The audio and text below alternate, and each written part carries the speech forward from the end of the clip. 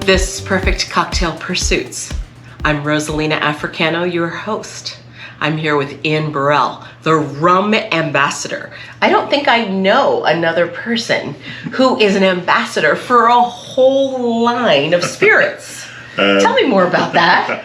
Well, yeah, I think I am still the only one as such. I mean, there are a lot of people in the spirits industry that love their category, but I think I'm the only one at the moment that has actually taken that category and used that as my brand.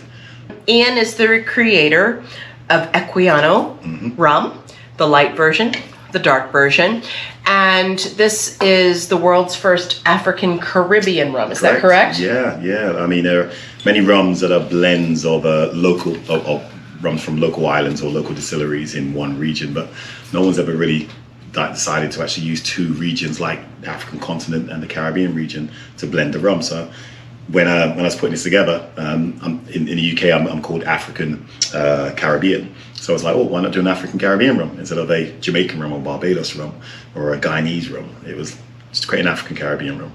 I like it. Oh, cheers. I like the idea. Oh, cheers. Okay, well, why don't we do this? Why don't we taste the light? Yes. Why don't we taste the dark? Okay. And then maybe you'll make me a cocktail. Yeah. We'll make cocktail. It's always cocktail time. It's always cocktail time. It's happy hour somewhere. Yeah, that's true. Okay, so we have these perfect little tasters for the occasion. Excellent. If you'll do the honors of cracking open this light rum. Yeah. This is actually the newest one of the two. The original was the original. Of course. That's the one I showed up with. That's right, yeah.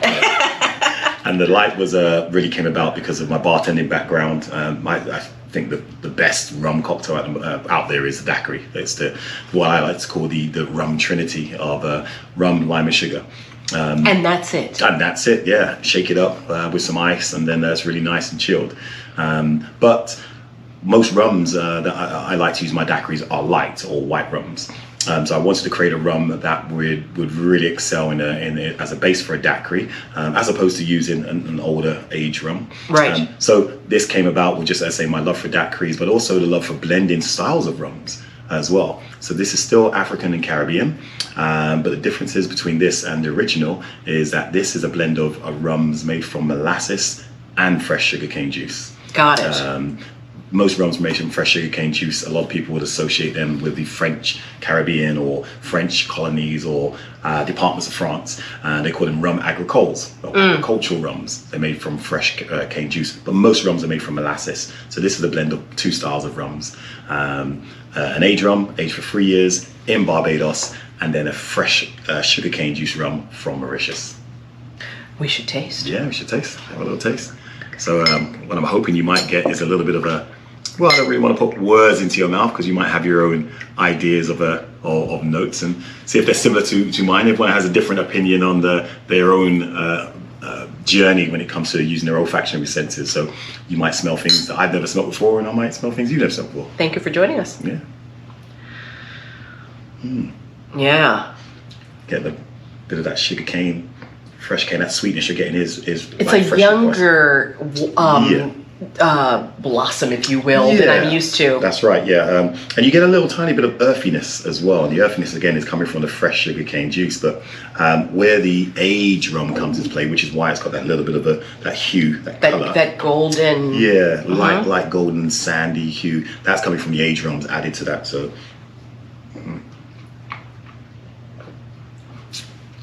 Ooh, get a bit of sweetness, and then it dries off. Again, that sweetness is coming from the rums made from sugarcane juice. There's no sugar added to this. No sugar, no spices. It is all natural. So you do get a sense of sugar, but then it doesn't coat your tongue like something syrupy. Yeah. And then it's dry. And one of the reasons for that is because, yes, you do get a natural sense of sweetness when you are tasting certain types of spirits. But once it dries off, then that's probably getting you to understand that no sugar's been added. You will find some rums where they've added sugar inside there, and the sugar stays inside. Now, that's a good experience and a bad experience depending on what you're looking for in a rum. But I always like rums that would dry off, and one of the reasons why I like it to dry off is because it means you want another sip. No, it really does. It dries off. It dries off. It's lovely to sip, but I bet it's also really good in a cocktail. Oh, great in a cocktail. As I said, the daiquiri was really what this rum was born for, but also it goes well with things, other citrus like like grapefruit. I love it with grapefruit. Making like Hemingway daiquiris. Well, you know, Dobles. I have lime. I have grapefruit, just in case you're feeling inspired. Right, and I okay. even have all the squeezers as well. We want to make sure that we come prepared. Yeah, exactly. But, well, perfect. Yeah, but it's again, it's one of those rums that bartenders love. Even white rum old fashions. I'm going to make a rum old fashioned later, but using the original. But even white rum old fashions and clarified milk punches. Oh yeah. Which again is one of my favorite drinks. It's just a really versatile premium light rum. Another first because it's African and Caribbean, again blending two styles of rums from two different parts of the world. The dry part of this rum amuses me. Nice. Like it delights me. It clears the palate in a, that was a bit of thunder. It clears the palate in a way that makes you want more. Yeah, and it's really one of the funny stories about this is I have a friend from the States, and he was like, Ian, do you know how I drink your Equiano light? I'm like, how do you drink it? He says, I put it in the ice box and I take it out and do shots. It reminds me of reposado. I'm like, okay, really? That's like, you know reposado. what? We're really good with however you'd like to enjoy Equiano rum. That's right. As long as you're drinking enjoying it, right? Enjoying it and drinking it. So, cheers. Cheers. So cheers.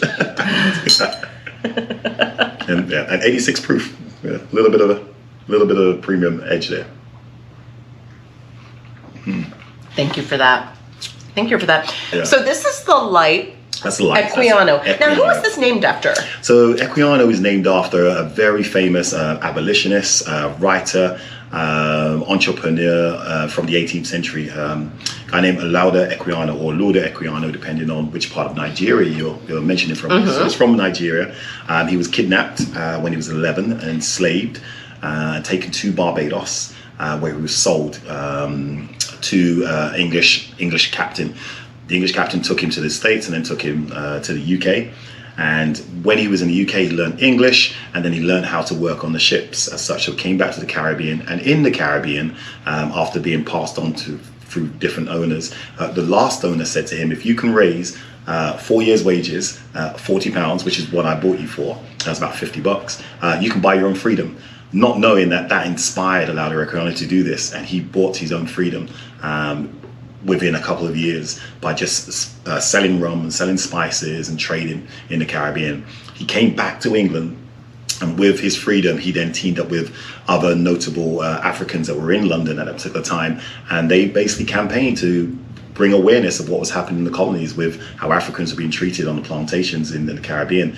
And then what Lauda Equiano did is wrote a book called The Interesting Narrative of a Lauda Equiano, which was a 9-time bestseller, translated into 7 different languages. And that book was used for the 1807 Transatlantic Slave Act, which actually abolished slavery in the colonies. And in 1836, then slavery was completely abolished as such. So he was an instrumental part of not only bringing freedom to himself, but freedom to other Africans and people around the world. So I wanted to pay homage to him because not many people know his story. But also our rum makes the same journey as he made. It starts up in Africa, it goes to Barbados, and then is reborn as such, and then comes to the UK. So our rum makes that same journey as a Lauda Equiano. I am really touched by that story, and I believe that you are paying the homage deserved. Yeah, well, we try. I've as a rum ambassador for the category of rum, I've worked with many brands and I've created many brands, and people always say, when are you going to create your own? When are you going to create your own rum? And I've always said, if I do create a rum, it has to have meaning. One of the things myself and my business partners said is we have to have a mindset. If we create something, it has to be able to give back. We have to have a philanthropic, what's called mindset. So we donate $2, £2, €2 to every bottle we sell from our website to our foundation, which is working with Anti-Slavery International. Tell me more about the anti-slavery movement. I knew about this. I saw the press release very recently. And that makes this whole journey very meaningful. Tell me more about your foundation support. So what we created a foundation, and what we want to do is work with as many different, and try to amplify many different organizations that are looking to help with the freedom of people. And it's not even about a color, it's about just freedom, equality. for everybody. So we're going to be looking to change up every couple of years. We're only 2.5 years old as a company, so it's still fairly new. That's crazy. Yeah, still fairly new. We want to give 5% of our profits again to our foundation. But once we start to make a profit, you never make a profit when you create a brand. If you're looking to make money by creating brands, don't do it, because it's about passion. So what we do is we work with, we seek out organizations we can actually say, okay, we can raise a bit of money for you and help amplify what you're doing.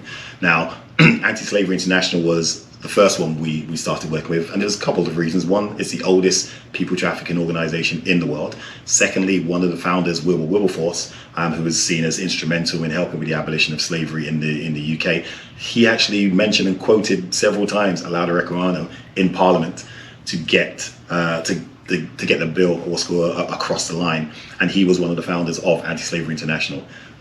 So what an honor! Yeah, so it seems like it was destined for us to do that, and I'm so proud that in the 2.5 years we've raised about $15,000 from the sales of Equiano to give to Anti-Slavery International, and they're working in countries like Tanzania and Mauritania. They're now doing some stuff in Europe, as you know, with the war that's happening now in Europe at the moment. So where they're putting money to help protecting women and girls that are being trafficked in Europe. So it's for us, it's a case of it's only a little tiny bit, but every little bit makes a difference. Or as my grandmother used to say, every mickle make a muckle. I like your grandmother. Yeah, that's it. So yeah, responsible drinking. I have the good fortune to spend quality time in Ghana. Oh right, yes. Yeah. And the people of Bolgatanga, yeah, they fashion the most wonderful woven baskets. Wow. And in Ghana, they also have the world's most beautiful fabric. Oh wow. Okay. Please allow me to share and donate. Anytime you throw a silent auction, or anytime your organization please, throws a silent auction, I would love to participate. Oh no, 100%. Definitely hold you to that. Okay, deal. All right, so this is the light rum. That's the light one. This is the one that's best to make a lime sugar. Yeah, well, it's just a recommendation. Some people like to drink it by itself. I always say with rums, any rums, when people say to me, like, the next one we're going to try, oh, is that a sipping rum? I'm like, no, it's a drinking rum. So, a little daiquiri inspiration here. Yeah. I'm going to set this back. Yeah. And then we're going to talk about the dark Equiano rum. Yes, that's right. And have a little taste so that we can enjoy those notes. This is the baby. The little baby. This is the first. Yes, this is the first. This was the one that I brought from DC. Oh, right. Okay, yes. Yeah. Okay, here we go. And this looks a little more aged. I love the caramel color. Yeah, and it's all natural as well, just like the original. No color, no sugar, no spices added. So all the aromas that you're picking up from the rum are all from years of aging in the tropics, in Mauritius and in Barbados. 2 types of barrels as well, because the first rum is aged in once used cognac barrels. You get a lot of the spicy notes from the French oak that the rum initially is aged in when it's in Mauritius, in East Africa. Yeah. And then American oak, once used bourbon cask, always gives like a stone fruits. You get like stone fruits, cherries, plums as well, and things like that. And I taste also a bit of brown sugar, a bit of molasses, maybe. A bit of brown sugar. Cheers. Cheers to you. And cheers. Thank you for joining us.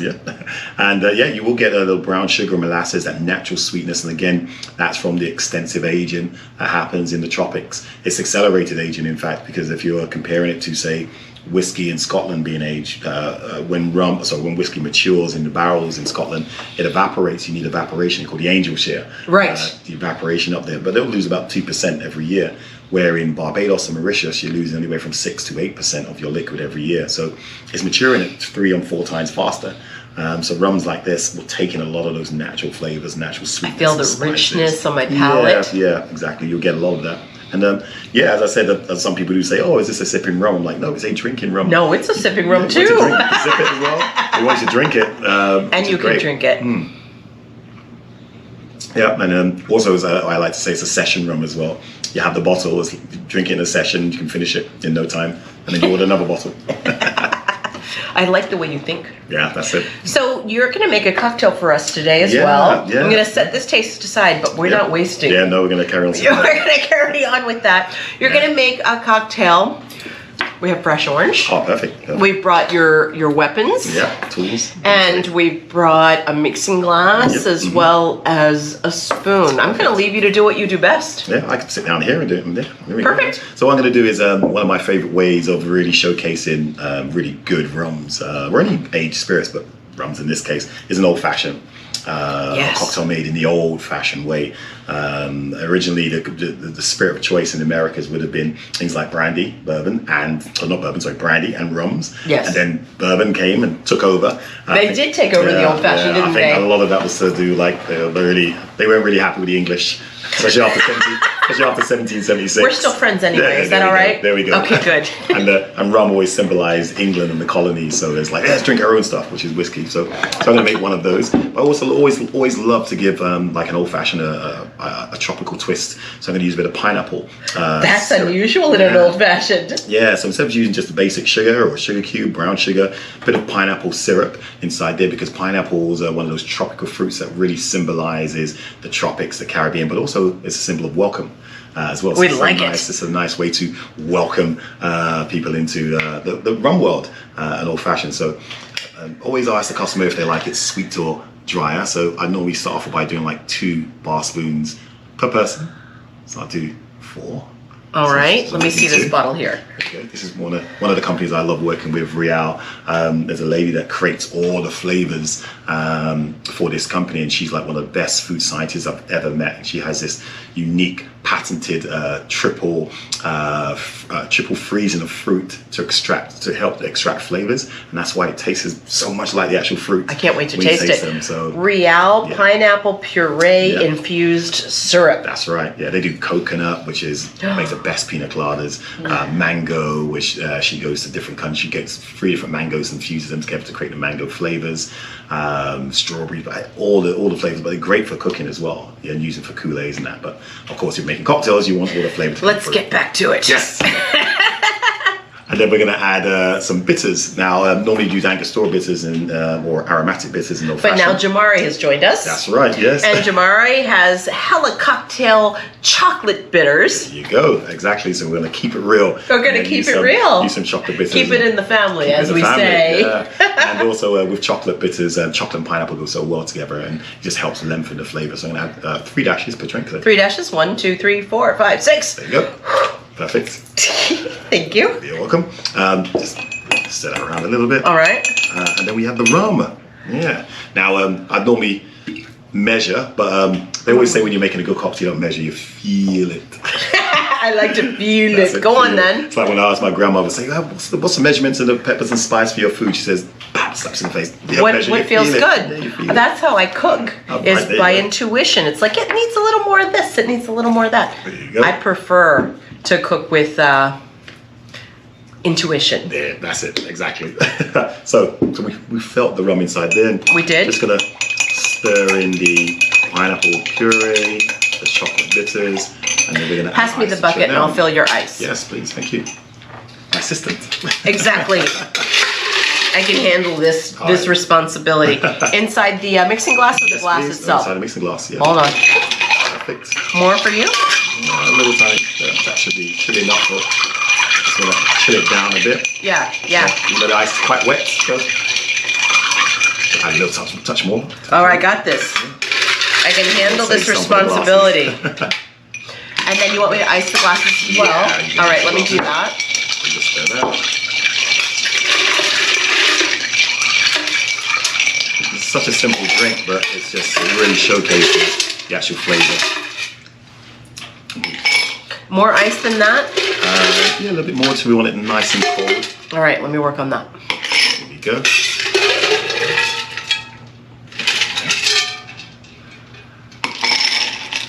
Yeah, so what do you think? That's perfect. Yeah, Okay, add in the location here. Normally what I would use would be, or the best way would be have like a block of ice and maybe crack it and then use some big blocks in there. Or if you have one of those molds, those ice molds, that big monster ball, or that big cube. Yeah, should always have a or nice the skull one, that's really cool. Even better.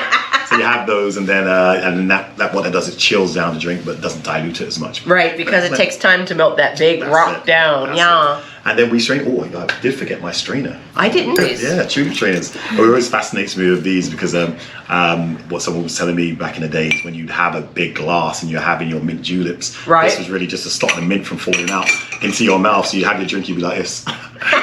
Stop the mint from going in your face and the eyes. So now we use them as great strainers when we're making cocktails. So hey, how perfect is that? Perfect. That nice, silky, viscous. It's beautiful. It's making my mouth water. Oh, good. That's what I like to hear.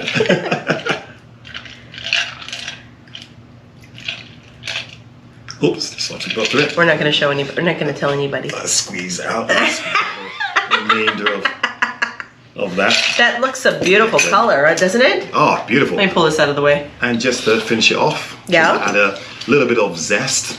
A little bit of zest. A little bit of zest. We're going to add just the oils from the orange peel. We're actually going to add them into the drink. And then another way you can do this drink is just a slice of pineapple. Yeah, and just adds a little bit of freshness to the drink and combines with the chocolate notes of the bitters and just brings a... Jamari, we're thinking about you.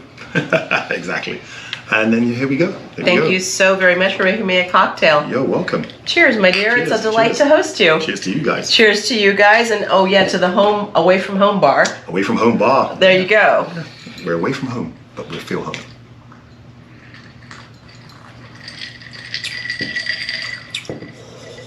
That is delightful. Oh, excellent. It's well balanced, not too sweet. Not too sweet.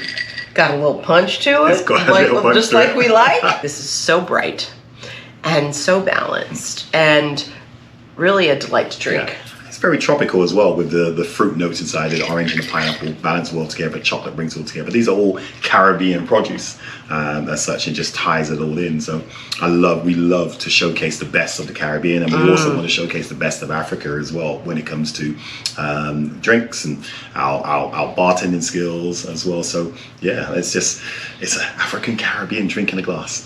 I am happy to join you. Thank you so much for joining me today. Thank you. I am so honored to enjoy tastings and sharing notes with you over our light Equiano Rum, the second, which of course follows with, no, this started it all. That's it. This one's the journey of discovery. The journey of discovery, the dark Equiano Rum. Yeah. Oh, thank you for having me. Burrell, the rum ambassador, the man I know who is an ambassador for the full category. Yep. Thank you so much for sharing your time with me. It was a delight. No, thanks for having me.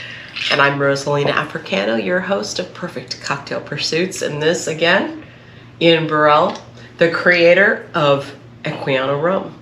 Thank you so much for sharing your time and sharing your stories. It was such a wonderful time to share with you today. Cheers. Cheers, everybody. Drink Equiano Rum.